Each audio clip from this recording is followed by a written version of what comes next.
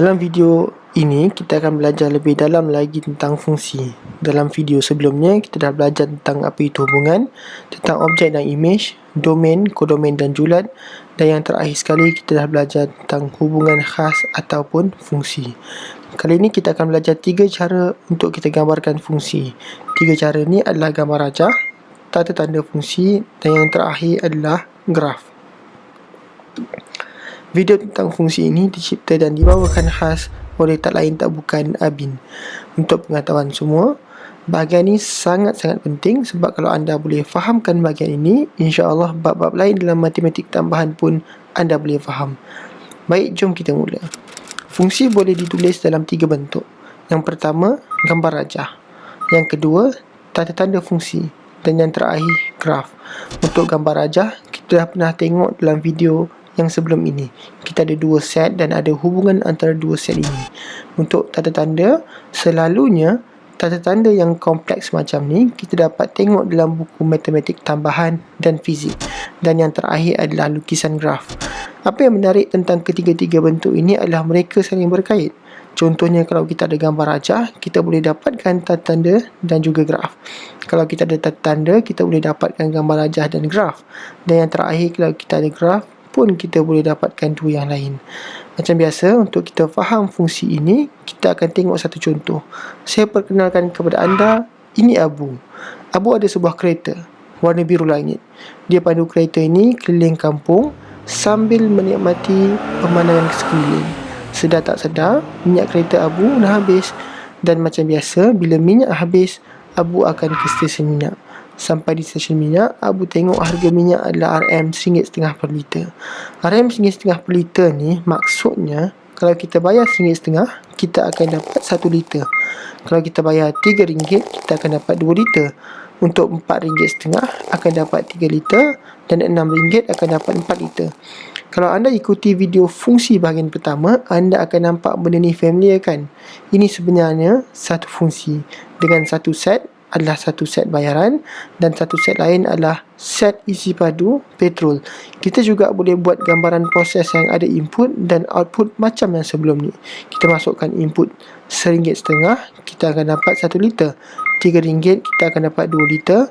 RM4.5 3 liter dan RM6 untuk 4 liter. Di antara 3 cara menulis fungsi, satu dah selesai, itu gambar rajah. Daripada gambar rajah ini kita akan dapat tata tanda fungsi. Tata tanda fungsi untuk gambar rajah ini adalah isi padu petrol berdasarkan bayaran sama dengan bayaran dibahagikan dengan harga.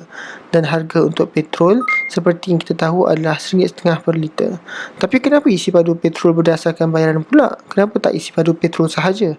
Sebab jumlah isi padu petrol dalam kes kita ini hanya bergantung pada bayaran untuk petrol tu sahaja. Isi padu petrol ni boleh bergantung pada banyak benda. Contohnya macam suhu petrol, komposisi petrol dan harga petrol tu sendiri. Tapi dalam kes kita ini, harga petrol adalah konstan pada harga RM1.5. Yang akan berubah hanyalah bayaran sahaja. Betul ke tata tanda fungsi ni? Jom kita tengok betul ataupun tidak. Bila bayaran adalah RM1.5, isi padu petrol yang kita akan dapat adalah RM1.5 bahagi RM1.5 sama dengan 1 liter. Bila bayaran adalah RM3, kita akan dapat RM3 bahagi RM1.5 sama dengan 2 liter. Bila bayarannya adalah RM4.5, kita akan dapat 3 liter. Sama juga dengan bayaran RM6. Jadi tata tanda fungsi ni adalah betul. Tak ada keraguan. Cuma ada satu masalah. Perasan tak? Yang cara kita tulis tata tanda fungsi ni agak panjang. Yelah, nak kena tulis setiap perkataan tu memang makan banyak masa kalau nak tulis panjang-panjang macam tu. Masalah ni bukan setakat kita je yang alami.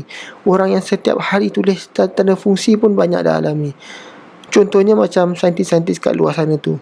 Mereka perlu tulis tata tanda fungsi untuk banyak benda. Untuk satelit yang mengelilingi bumi, untuk tingkah laku atom-atom kecil sekeliling kita, dan banyak lagi tata tanda fungsi yang perlu mereka tulis. Kalau nak tulis panjang-panjang macam ni, sampai mereka tua pun tak habis-habis, kan? Jadi apa yang mereka buat adalah mereka pendekkan cara tulis. Instead of tulis berdasarkan tu, mereka hanya letak dalam kurungan saja. Tapi tata tanda fungsi ni still lagi panjang. So mereka pun pendekkan lagi. Instead of tulis semua perkataan ni, mereka hanya tulis huruf pertama untuk perkataan ni. I mewakili isi padu petrol dan B pula mewakili bayaran. Dan kebanyakan daripada mereka ini selalunya tak guna pun huruf pertama untuk setiap perkataan tu. Contoh untuk bayaran ni, kita boleh gantikan huruf B tu dengan huruf S, T, V. Kalau kita tak nak guna huruf dan kita nak guna simbol itik pun tak ada masalah. Tapi kita tak adalah nak gunakan itik, sebab selalunya, ni cerita selalunya lah kita akan gunakan huruf X. Sama juga dengan huruf I, kita boleh gunakan apa-apa huruf. Ada yang guna huruf G, H, K, dan yang paling common adalah huruf F. Dan tanda-tanda fungsi akhir yang kita akan dapat adalah F dalam kurungan X sama dengan X bahagi 1.5. Jadi daripada tulis panjang-panjang macam mula-mula tadi, kita dah pendekkan dia jadi macam ni. Dan yang menariknya adalah tulisan yang macam ni adalah common. Jadi bila saintis-saintis ni berjumpa antara mereka, bila sebut F dalam kurungan X je, semua boleh faham dan tak ada masalah. In fact, dalam banyak buku matematik tambahan dan fizik level tinggi-tinggi, kita gunakan cara tulis tanda yang sama. Menarik tak macam mana daripada tulisan yang panjang-panjang macam ni, kita boleh jadikan satu tanda fungsi yang pendek macam ni. Jadi bila kita ada buat perubahan pada tanda fungsi ni, ada benda juga yang kita perlu ubah pada gambar rajah tadi. Set bayaran perlu ditukar kepada X dan set isi padu petrol kepada F dalam kurungan X. Kadang-kadang kebanyakan orang gunakan juga huruf Y bagi menggantikan FX ni. Dan ini menjadikan tanda fungsi kita menjadi Y sama dengan X bahagi 1.50. Ini tak salah. Tapi untuk video kita ni, kita akan terus menggunakan FX macam biasa. Bila bayaran adalah RM1.50, cara untuk kita tulis dalam tanda fungsi yang baru adalah macam ni.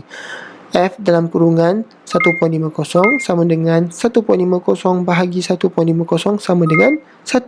Sama juga bila bayarannya adalah RM3, di mana kita akan dapat jawapannya 2. Untuk yang lain, RM4.50 dan RM6, penulisan tanda fungsi kekal sama.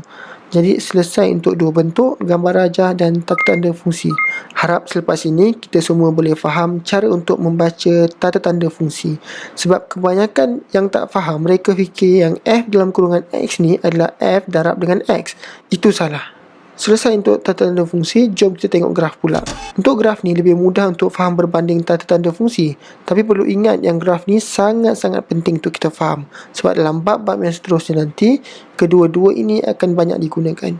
Jadi kalau kita tak faham kaitan antara dua ni, agak susah untuk kita faham bab-bab lain dalam matematik tambahan.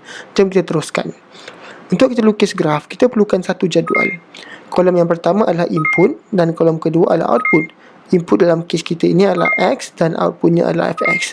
Untuk lukis graf macam biasa, kita perlukan yang pertama, paksi X. Yang kedua, paksi Fx. Kemudian akan ada grid dan label di graf ini.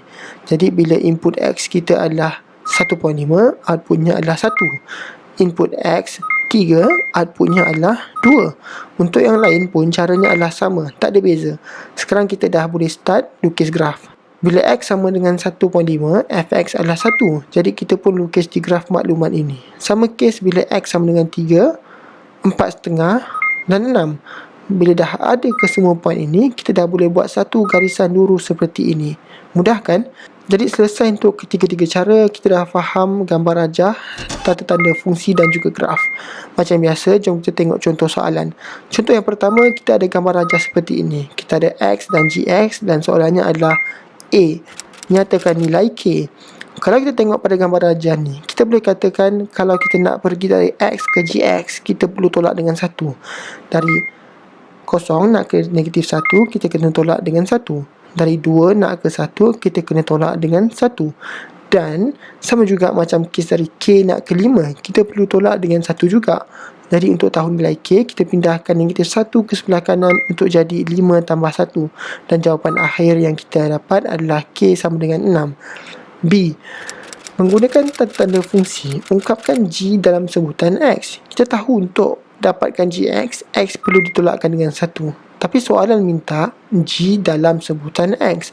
Jadi apa yang perlu kita buat adalah kita perlu pindahkan GX sebelah kiri dan X tolak 1 ke sebelah kanan. Dapatlah kita jawapan untuk B.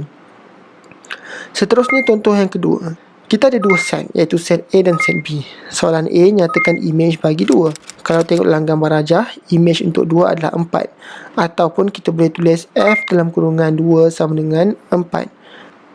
B. Menggunakan tanda fungsi, ungkapkan f dalam sebutan x. Kita buat sebuah jadual yang ada kolom objek x. Dalam kolom ini kita ada negatif 2, negatif 1, 2 dan 3. Kemudian kita ada kolom image fx. Untuk negatif 2, image-nya adalah 4. Untuk negatif 1, image-nya adalah 1. Untuk 2, image-nya adalah 4. Dan yang terakhir untuk 3, image-nya adalah 9. Kalau kita perasan dari objek x nak ke image fx, x perlu didarabkan dengan diri sendiri. Negatif 2 perlu darab dengan negatif 2 untuk dapat 4. Negatif 1 perlu darab dengan negatif 1 untuk dapat 1. 2 perlu darab dengan 2 untuk dapat 4. Dan 3 perlu darab dengan 3 untuk dapat 9. Jadi kita boleh tulis x darab dengan x sama dengan fx. Kita akan dapat x kuasa 2 sama dengan fx. Tapi soalan minta f dalam sebutan x. Jadi kita pindahkan fx ke kiri dan x kuasa 2 ke kanan. Selesai untuk fungsi bahagian kedua. Harap-harap kita semua dapat memahami bahagian kedua ni. Kita jumpa di video fungsi bahagian ketiga untuk kita belajar tentang fungsi gubahan. Bye.